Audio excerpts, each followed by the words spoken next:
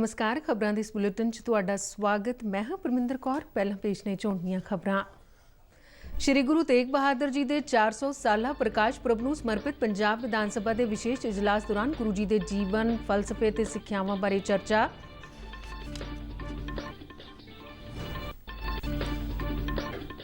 पोषण माह नूं ध्यान विच रखदिआं पटियाला जिले च ਵੱਖ-ਵੱਖ ढंग तरीकिਆਂ राहीं कुपोषण ਅਤੇ पोषण विचले फर्क नूं समझाउण लई कई समागम कीते जा रहे ने।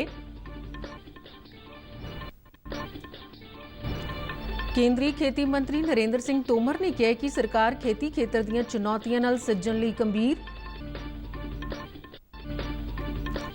रक्षा मंत्री राजनाथ सिंह ने कहा कि भारत अगले 2 सालां च हथियारां दे उत्पादन च पूरी तरह नाल आत्म निर्भर हो जाएगा।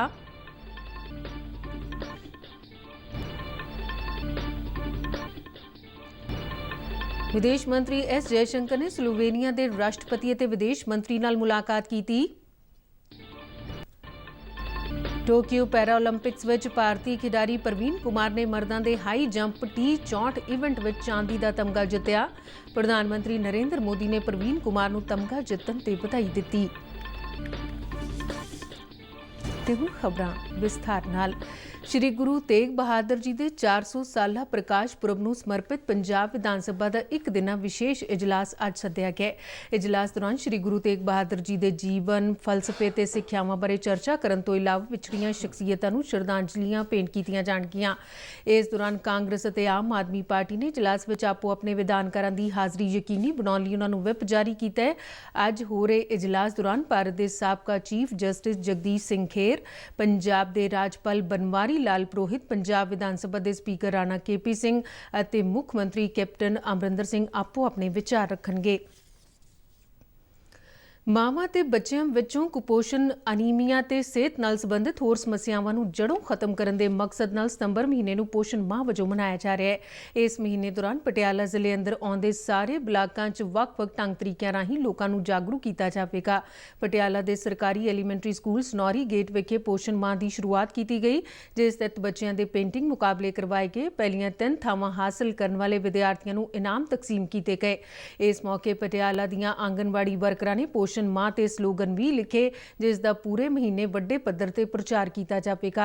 समागम दौरान पटियाला के बाल विकास प्रोग्राम की सुपरवाइजर जसबीर कौर विरक ने बच्चों को कुपोषण और पोषण का फर्क दसदिआं समझाया कि किहड़ी वस्तु उन्हां लई फायदेमंद है ते किहड़ी नुकसानदायक है।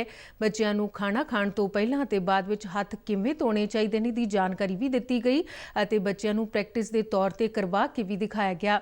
इस मौके स्कूल प्रिंसीपल इंद्रजीत कौर खोखर ने कहा कि भारत सरकार वालों करवाए जा रहे पोषण माह का वड्डे पद्धर ते प्रचार करन दी लोड़ है तां जो मापिआं नूं कुपोषण ते पोषण का फर्क पता लगे।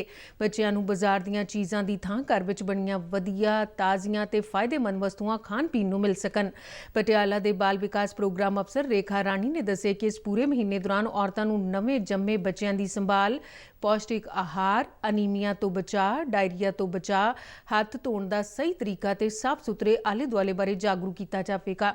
इस मंतव लई मावां नाल मीटिंगां कीतियां जाणगियां, बच्चों का भार तोलिया जाएगा, पौष्टिक आहार बारे सैमीनार वर्कशापां करवाईयां जाणगियां। उन्हां दस्सिआ कि 7 सितंबर तक पोषण वाटिका ते रसोई गार्डन स्थापित किए जाणगे ते गर्भवती औरतां लई पौष्टिक भोजन संबंधी स्लोगन लिखण दे मुकाबले करवाए जाणगे। इसे तरह दूजे हफ्ते 8 तो 15 सितंबर तक योगा सैशन ਅਤੇ व्यंजन मुकाबलियां समेत होर सरगर्मियां करवाईयां जाणगियां। तीजे हफ्ते 16 तो 23 सितंबर तक खेतरी पोषण किटां की वंड की जाएगी। इस दौरान स्थानक भोजन बारे जागरूकता मुहिम भी चलाई जाएगी। उन्होंने दस्सिआ कि 24 तो 30 सितंबर तक गर्भवती औरतों लिए क्विज मुकाबले ते पोषण के मुद्दों संबंधी क्विज मुकाबले करवाए जाएंगे। केंद्रीय खेती मंत्री नरेंद्र सिंह तोमर ने कहा कि सरकार वातावरण बदलाव के असर समेत भारतीय खेती खेतर नूं पेश आउण वालीआं सारीआं चुनौतियां नाल नजिठण लई गंभीर है। नवीं दिल्ली च CII के 16वें स्थाई सिखर सम्मेलन नूं संबोधन करदे केंद्रीय मंत्री ने कहा कि खेती खेतर च कई होर चुनौतियां ने।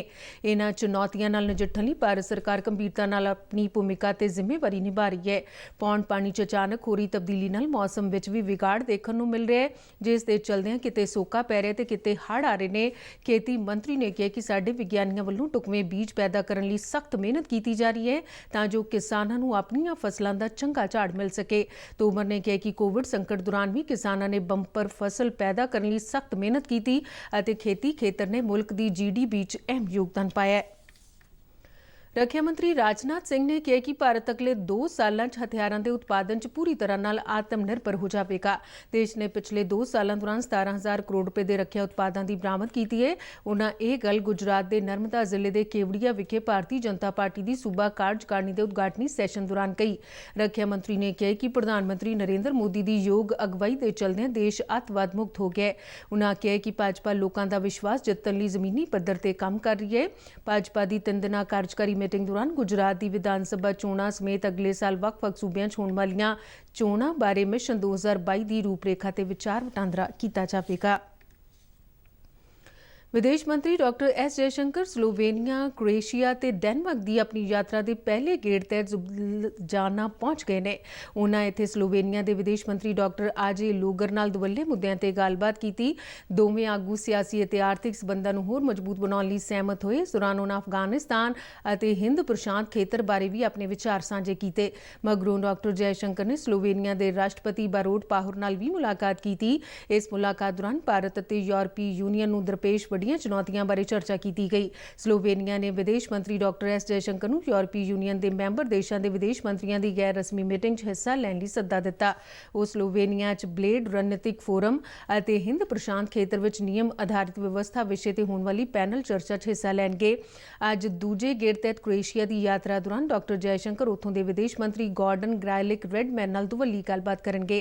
विदेश मंत्री इस महीने की 4 और 5 तरीक नूं डेनमार्क च रुकणगे, जिथे उत्थों के विदेश मंत्री JP कोफोर्ड नाल भारत डेनमार्क संयुक्त कमिशन की बैठक की सांझे तौर पर प्रधानगी करेंगे।